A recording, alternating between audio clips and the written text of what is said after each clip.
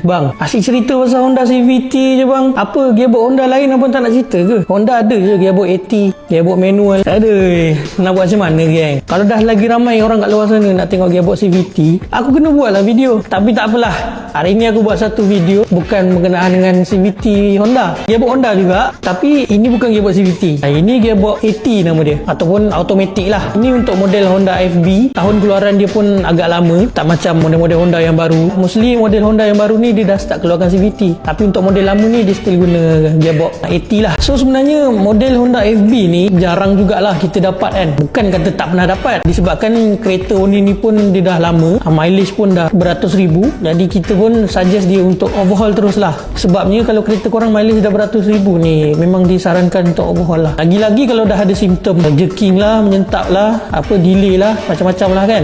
So memandangkan dia jarang masuk dekat kita, aku boleh cakap sebenarnya gearbox 80 Honda ni sebenarnya lebih tahan lah berbanding Honda CVT. Bukan model Honda je, banyak model lagi. Kalau kita nak bandingkan dengan brand-brand lain, mostly gearbox 80 diorang yang lebih tahan daripada model CVT diorang. So dekat sini aku nak cakap lah untuk geng-geng 80 ataupun gearbox automatic dekat luar sana tu, jangan suka sangat bang nak bahan-bahan geng-geng CVT ni. Ingat korang punya gearbox pun boleh rosak juga tau.